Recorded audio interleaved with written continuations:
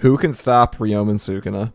It is no secret that currently in the Jujutsu Kaisen manga, Sukuna is running rampant. Characters are getting 3-panel exits from life, and the rest of our characters are busy bringing Angel out in a stretcher and huddling around the Gojo prison realm like it's a campfire. And unless Kashimo pulls Zeus's lightning bolt out of his ass, things are looking awfully spicy for our characters. But considering Yuta wasn't present for Ryu's great jobbing, he really seems like the only character with any plot relevance besides Gojo that will probably survive for more than one chapter against a 15-finger Sukuna. Call it what you will, everyone loves Yuta. Gege loves Yuta too. Even this tsundere fell in love with him. While on paper, yes, this guy probably gets no diff, Yuta has barely dipped into his remaining protagonist energy pool. And unless my man Kashimo steps up like the chief he is, the burden of jobbing will fall to this sleep-deprived boy. This is shonen, people, and if Yuta goes up against Sukuna, he's not dying in 3 panels. The problem right now is our characters cannot interact with the plot because Sukuna is too strong. So I think we should really expect either Gojo to be released very soon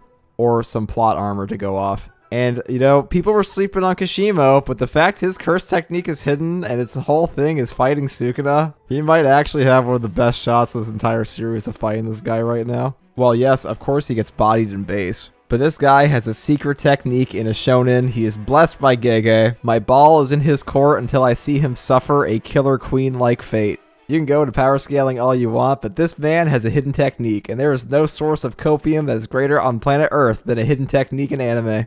Kashimo is the one true jobber. And as for Yuta, yeah, again, on paper, he gets no diff. But Yuta has so much more plot relevance than these other characters that if these two run into each other, he's gonna live for at least a chapter or two. And a lot of people think that Yuta gets blitzed right now. While no, he does not win versus a 15-finger Sukuna. And while no, he was not no-diffing Ryu, there is a lot of downplay around Yuta at the moment. Sukuna's speed is comparable to Maki and Yuji's as of chapter 215. Because while yes, his cursed energy output was lowered, he even stated himself that the body was working well enough. So his fight with them really should be around his normal speed. Sukuna's speed from 3 fingers to 15 fingers has been relatively consistent. And this is also in line with him being directly compared to Toji by Megami. He compliments Maki multiple times in their fight. Yuji is relatively keeping up with her here. Yuta is able to keep up with Yuji. And even if Yuji got a speed amp, which it really seems more like he got a strength amp in this, let's just think about this for a second. Do we think that Yuji Itadori and Maki Zenin are blitzing Yuta Okkotsu right now? Because there's no reason to believe that Sukuna got any faster after his bath. And eventually in the story, our characters are going to find a way around Cleave and Dismantle. Sukuna obviously has more abilities in his curse technique. We have a few jobbers for him to get through before he fights Gojo. So I expect at least one of these characters to get him to reveal something about his technique.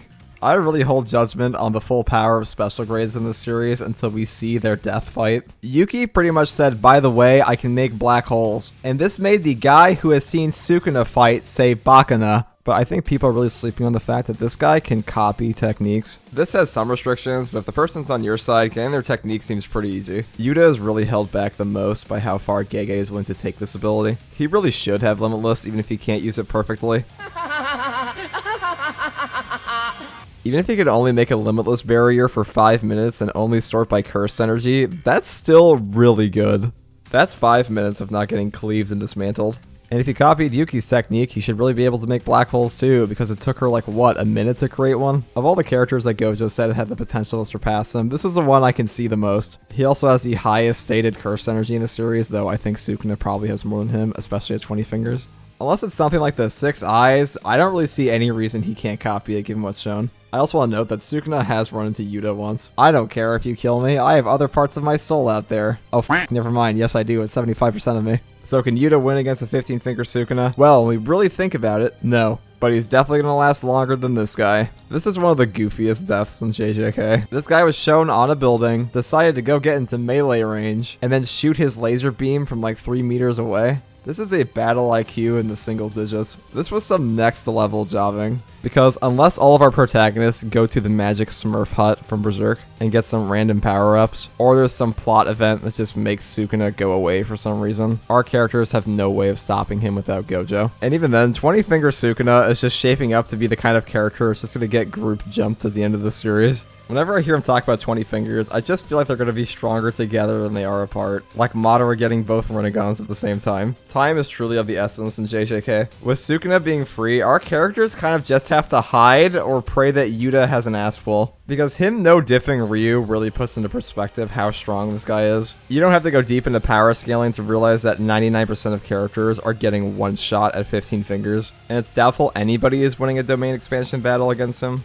The fact he can open up Malevolent Shrine and then also use his fire arrow that punked Jogo's best attack, Yorzu might be used to show how his abilities can be interacted with by a sorcerer. Because right now, Sukuna can just crack Malevolent Shrines open like a can of Chef Boyardee. As for a character like Angel, I think she's alive. Characters in Jujutsu Kaisen lose limbs and get tossed off buildings all the time, and her dying in Chapter 213 turns her entire character into just an exposition dump. Characters do die tragically in Jujutsu Kaisen, but this makes her character almost completely pointless. As for who my favorite character is, well guys, my favorite character has been dead for years. I grieved, I buried him, I put the flowers by his grave. So if Yuta comes up against Sukuna in these next chapters, well, I hope Gege is kind to him. But I don't want to hear what you guys think is going to happen. You think Gojo's going to come out of that box? Do you think Yuta's going to get a power-up if he fights Sukuna? I think he's going to get something, because Yuta isn't a jobber. But if you like videos like this, subscribe for more. And as always, thanks for watching.